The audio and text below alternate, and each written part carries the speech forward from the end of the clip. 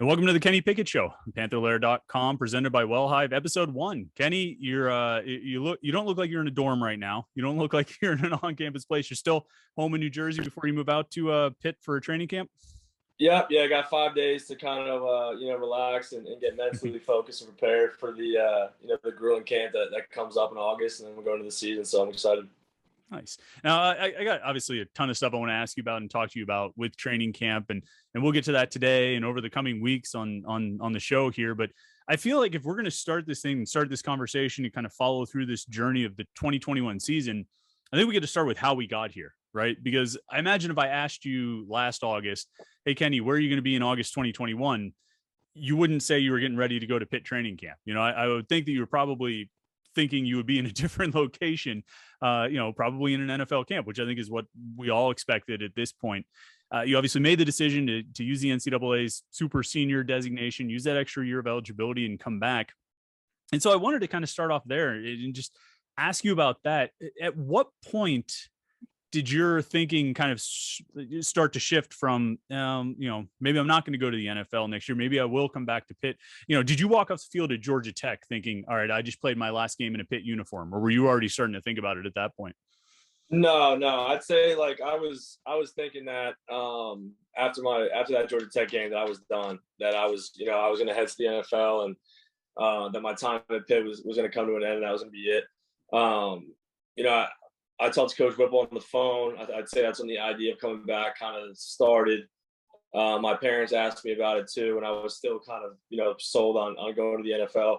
Everything I was hearing was from a pretty credible source. I mean, I talked to Peyton Manning. I talked to, Bill O'Brien. Coach Whip's friends with Bill O'Brien. I got in contact with him.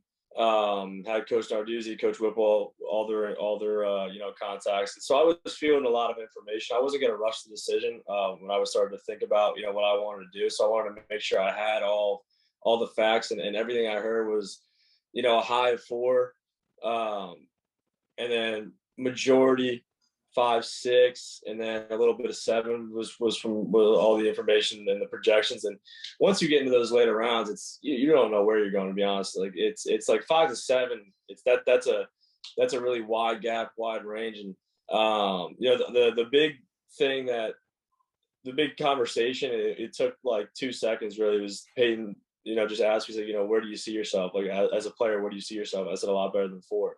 And he's like, all right, that's your answer right there. So once I had that and how I feel about myself, my game, and the kind of player I feel like that I am, it made it a lot easier for me just to, say I'm going to give it one more shot, give it everything I have with this team this year, and see where it all ends up. But I think looking at the team too, sitting with Coach Whipple and seeing the roster, this is the most talented, offensive team that I've had here, I'd say, coming back. So with the weapons that we have, and we're a more experienced offense, that's for sure. I think some guys, young freshmen, you got Jordan, you got Jalen Barden, who haven't really experienced road games, on the road. So they have 1 year of experience. It's going to be unique for them to go down to Virginia Tech and Tennessee, and you're playing on the road, and that's something that they haven't experienced yet. So maybe we're a little young in that category with some guys, but I feel really good with the team that we have. So that also made it pretty easy to come back.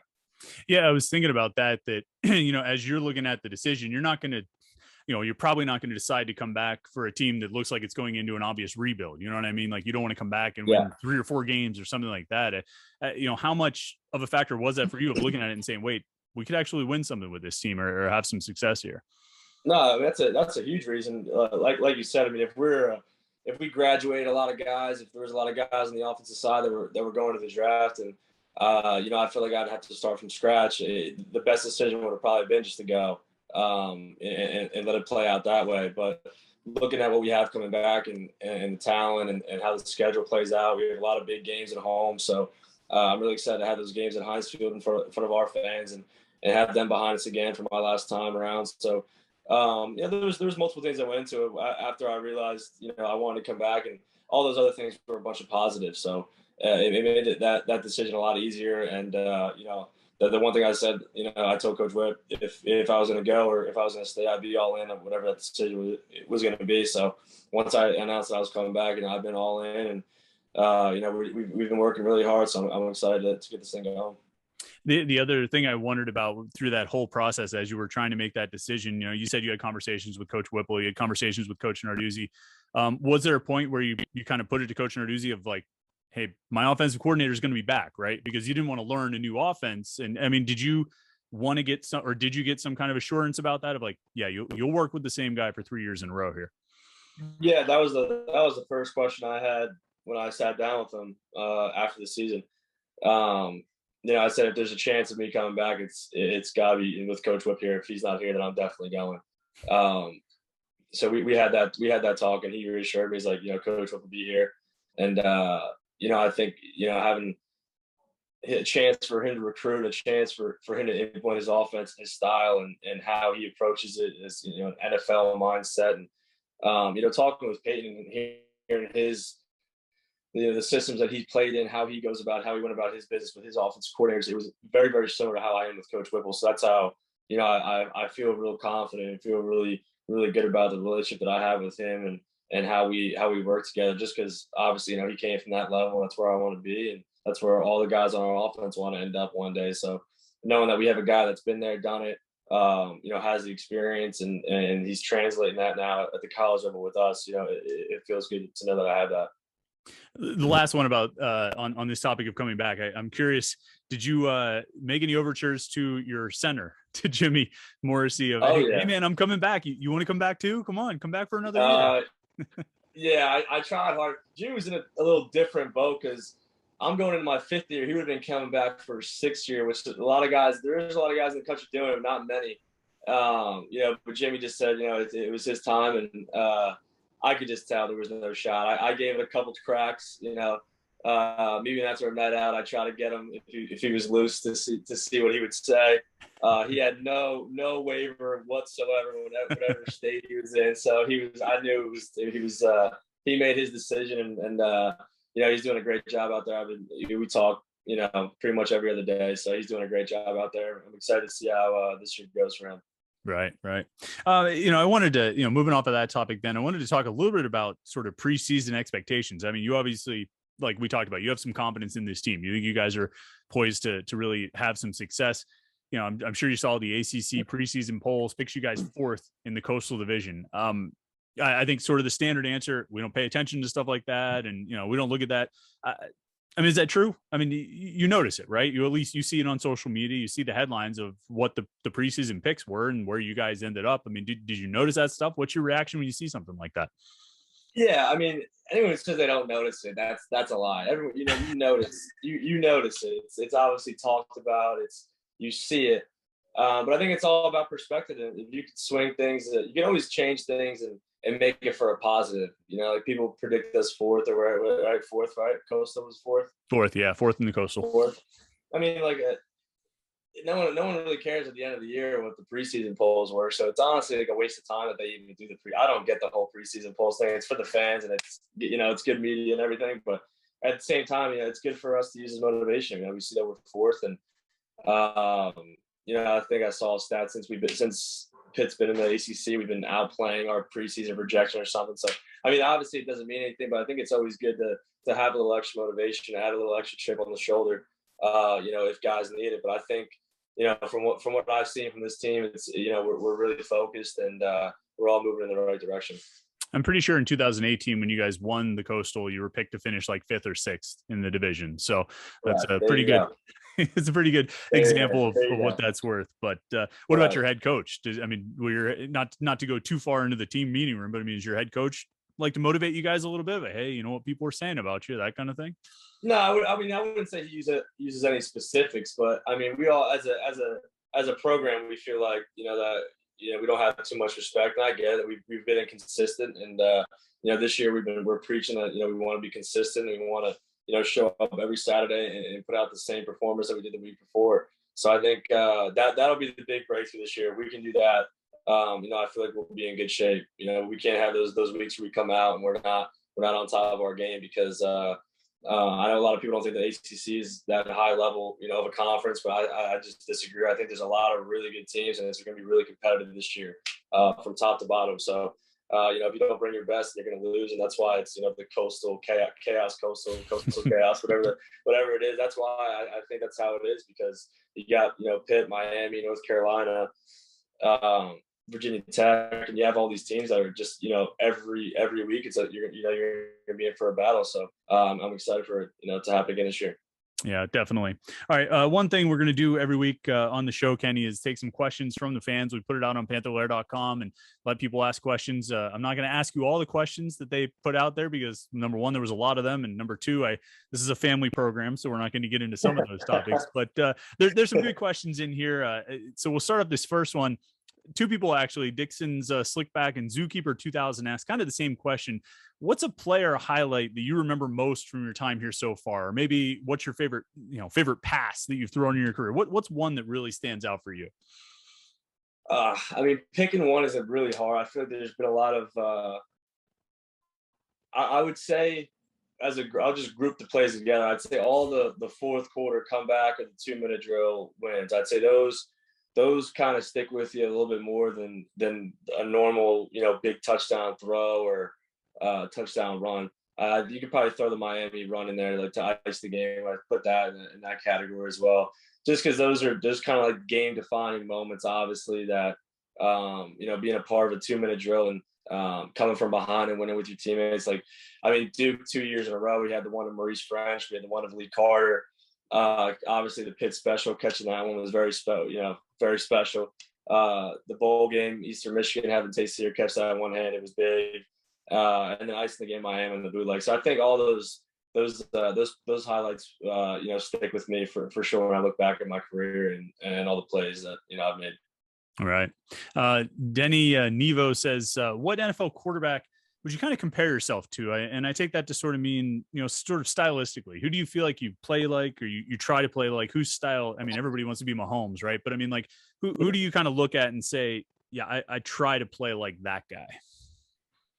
I'd say Russell Wilson, probably the closest, just from what he does in the pocket and how he can extend plays with his legs and how athletic he is. I feel like, I have some of those traits. I've watched a lot of his film. I've watched a lot of Rodgers and Mahomes, and I'd say after watching, a lot of NFL tape, I think, Russ is probably the closest that I'm to. I think you're taller than him though, so you got a slight advantage over Russ. But yeah, he makes it. Junior day. Yeah. We had that junior day, and the guys measured me in, was like, everyone's got you at 6'1", and then I stepped off and I was 6'3" and 3/8. So I was like, all right. I don't know why everyone thinks I'm a lot shorter than I am when I go out there, but now it's verified. So hopefully I cleared that up.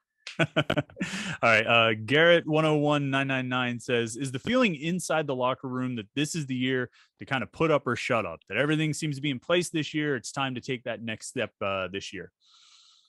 I'd say so. You have that mind every year. You're coming in to prove that, obviously you're one of the best teams in the country, and that's the goal. That's why you're working so hard. I don't think anyone really understands the kind of grind that it is to work at this level and the amount of hours. You don't work this hard to go out there and be average. So every time we're walking in for practice, every time we're walking into training, we're giving our all so that we go out there during the fall the 12 times that fans in the country get to see you, perform after you trained your whole year, working towards those moments.